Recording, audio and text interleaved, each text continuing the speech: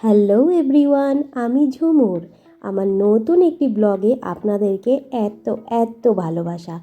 আশা করি আপনারা প্রত্যেকেই খুব খুব ভালো আছেন, আর আমিও বেশ ভালোই আছি। আজকে আমি বাড়ির সকলের জন্য বানিয়ে ফেললাম দুর্দান্ত টেস্টের পনির, যেটা বানিয়েছি অবভিয়াসলি চিলি পনির। কালার দেখে তো বুঝতেই পারছেন। তো এই রিভিউটা আমার নয়, আমার বাচ্চাদের। তো প্রথমে যখন আমি পনিরটা কাটছিলাম তখনও কিন্তু আমার এই দুর্দান্ত টেস্ট তৈরি করাটা কিভাবে সম্ভব আমার মাথায় আসেইনি। কিন্তু পনিরটা যখন পিস করে নিলাম তখন আমি বুঝতে পারছিলাম আস্তে আস্তে যে এইটুকু পনিরে আমার দুটো বাচ্চার দুই বেলা কিছুতেই হবে না। তো পনিরটা রেডি করছিলাম রান্না করার জন্য, আর ভাবছিলাম যে কিভাবে এই পনিরটা দিয়ে আমি দুই বেলা ওদেরকে খাওয়াতে পারবো।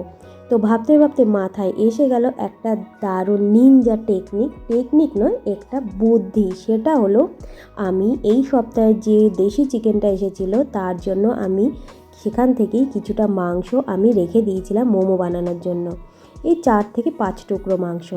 তো আমি ফ্রিজ থেকে এই রান্নাটা করতে করতেই আমি ফ্রিজ থেকে সেই মাংসগুলো বার করেছি, সেগুলোকে নর্মাল টেম্পারেচারে এনেছি, এনে সেগুলোকে ছোট্ট ছোট্ট টুকরো করে সামান্য একটু আদা রসুন দিয়ে আর কর্নফ্লাওয়ার, সর্ষের তেল আর লবণ দিয়ে ভালো করে মেখে তারপরে ওটাকে কিন্তু আমি ভালো করে ফ্রাই করে নিয়েছিলাম। সঙ্গে এই পাশে তো আমার এই রান্নাটা চলছিল, এখানে আমি 3 রকমের সস নিয়েছি, চিলি সস, সয়া সস আর হচ্ছে টমেটো সস। ভালো করে সবজিগুলোকে কষিয়ে নিয়ে তারপরে কিন্তু আমি এখানে 3 রকম সস দিয়ে এই সবজিটাকে আবার ঢেকে অনেকক্ষণ কষিয়ে নিয়েছিলাম ধিমি আঁচে। ভালো করে কষে যাওয়ার পরে আমার মনে হয়েছিল এবার বেশ সবজিগুলো নরম হয়ে গেছে। তো আমি তখন এখানে যে পরিমাণ থিকনেস আমি রাখতে চাচ্ছিলাম তখন সেইখানে আমি কিন্তু কর্নফ্লাওয়ারটা গুলে এখানে অ্যাড করে দিয়েছিলাম। কর্নফ্লাওয়ারটা এদিকে দেওয়ার পরে আমি কিন্তু ওখানে মাংসগুলোকে আস্তে আস্তে ভাজছিলাম, কিন্তু আমার মাংসটা অনেকটা টাইম লেগেছিল ভাজতে, তাই কিছুক্ষণের জন্য এই রান্নাটাকে আমাকে আবার বন্ধ রাখতে হয়েছিল। তো কর্নফ্লাওয়ারটা দেওয়ার পরে আবার ভালো করে কষিয়ে বেশ একটা ঠিকঠাক যখন কালার এসে গেছিলো তখন যতটা ঝোল আমি এটা বানাতে চেয়েছিলাম ঠিক ততটা পরিমাণ গরম জল কিন্তু আমি এখানে অ্যাড করে দিয়েছিলাম। তো এখানে গরম জলটা দেওয়ার পরে আমাকে ফুটিয়ে নেওয়ার পরেও কিছুক্ষণ এটা বন্ধ রাখতে হয়েছিল। ওদিকে আমি চিকেনগুলো ভালো করে ভাজছিলাম, কারণ দেশি চিকেন ভালো করে ভাজা না হলে অবভিয়াসলি ঝোলে দেওয়ার পরে কিন্তু সফট হবে না। তো এটাকে আমি কিছুক্ষণ আবার ঢেকে রেখেছিলাম।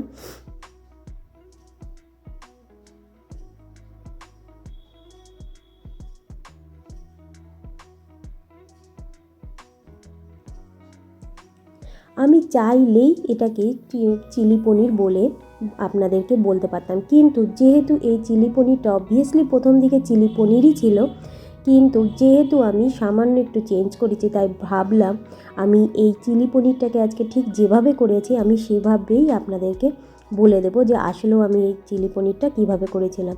তবে যেভাবেই করেছি কিনা অবভিয়াসলি কিন্তু টেস্টটা খারাপ হয়নি, বরঞ্চ ভালোই হয়েছিল। এখানে আমি চিকেনটাকে ভালো করে ফ্রাই করছিলাম। চিকেনটা ভালো করে ফ্রাই হওয়াটা অবশ্যই বেশ দরকার ছিল।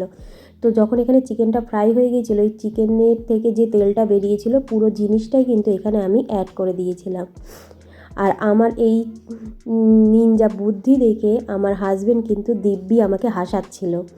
তো এখানে আমি এবার এটাকে ভালো করে নেড়েছি। এই সময় কিন্তু আমি গ্যাসটা সত্যিই বন্ধ রেখে দিয়েছিলাম এবং গ্যাসটাকে আবার অন করেছি, সামান্য একটু আবার গরম জল অ্যাড করে এটাকে ভালো করে ফুটিয়ে তারপরে এটাকে আমি কিন্তু নামিয়ে নিয়েছিলাম। একে নামানোর আগে সামান্য একটু মিষ্টি দিয়েছিলাম, মানে একটু চিনি দিয়েছিলাম। তো হয়ে গেল আমার আজকে অবভিয়াসলি চিনি পনির। এরপরে আমি আরেকটা রান্না করেছি, সেটা হচ্ছে বোয়াল মাছের ঝোল। বোয়াল মাছটা 4 টুকরোই ছিল, সেটা আমাদের দুজনের জন্য। এটা আমি সম্পূর্ণভাবে আমার 2 বাচ্চার জন্যই করেছি, যাতে ওরা 2 বেলা ভরপেট বা মন মতো খেতে পারে। এখানে আমি বোয়াল মাছটাকে প্রথমে লবণ হলুদ আর একটু সর্ষের তেল মাখিয়ে নিয়ে চটপট এটাকে আমি পাশের যে কড়াইতে আমি প্রতিদিন নর্মালি মাছ ভাজি আমি সেখানে কিন্তু মাছ ভাজা দিয়ে দিয়েছিলাম। কিন্তু মাছগুলো তেলে ছাড়ার সাথে সাথে আমাকে কিন্তু ঢেকে দিতে হয়েছিল, কারণ তেলে ছাড়ার পরের থেকেই দুমদাম ফাটা শুরু করেছিল।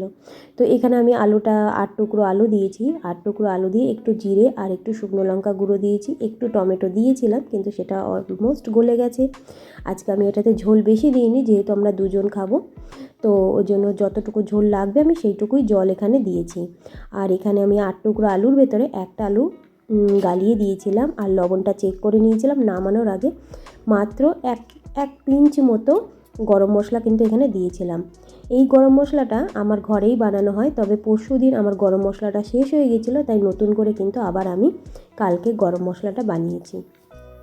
তো আজকে খেয়ে দেখব গরম মশলাটা আগের থেকেও ভালো হয়েছে নাকি একই রকম হয়েছে বা আগের থেকে খারাপ হয়েছে। তবে এখানে আমার এখন ঝোলটা হয়ে গেল। তো এখন এরপর আর একটা রান্নাই করেছিলাম, সেটা হচ্ছে মেথি শাক। তো মেথি শাকটা বেশ অনেক দিন ধরেই ফ্রিজে রয়েছে, অল্প অল্প করে ইউজ করলেও আমি দেখলাম মেথি শাকটা একটুখানি শুকনো শুকনো হয়ে গেছে। তো আমি ওর জন্য মেথি শাকটা ভালো করে ছাড়িয়ে নিয়েছিলাম, যেটুকু নেওয়ার মতো ছিল, আর বাকি পুরোটাই প্রায় যেটা নেওয়ার মতো ছিল না সেটাকে আমি বাদ দিয়ে ভালো করে এটা ধুয়ে নিয়েছি। কিন্তু শাকটা যখন আমি ধুলাম তখন দেখলাম এখানে শাকটাকে কুচালে পরে অনেকটাই কম পরিমাণ শাক হবে, তাই আমি সামান্য একটু বেগুন আর শিম কিন্তু এই শাকের সাথে দিয়েছিলাম। যে কড়াইতে আমি মাছ ভেজেছিলাম সেই মাছ ভাজার তেলেই কিন্তু আমি এই আজকে শাকটা রান্না করছি। তো শাকে তো আমি রসুন ফোড়ন দিয়েছিলাম, একটু বেগুন আর শিমটাকে ভালো করে নেড়ে চেড়ে ভেজে নিয়ে 2-3টে লঙ্কা চিড়ে দিয়েছিলাম। আর এই যে এখানে কমপ্লিট হয়ে গেছে আমার আজকের শাক। লবণ দিয়ে আমি যেরকম লবণ দেওয়া দরকার ছিল সেরকম লবণ অ্যাড করে আমি কিন্তু আজকের রান্নাটা কমপ্লিট করলাম। তাহলে আজকের রান্না আমার ছিল এখানে চিলি পনির, সঙ্গে ছিল শাক ভাজা, মেথি শাক ভাজা, আর ছিল হচ্ছে বোয়াল মাছের ঝোল।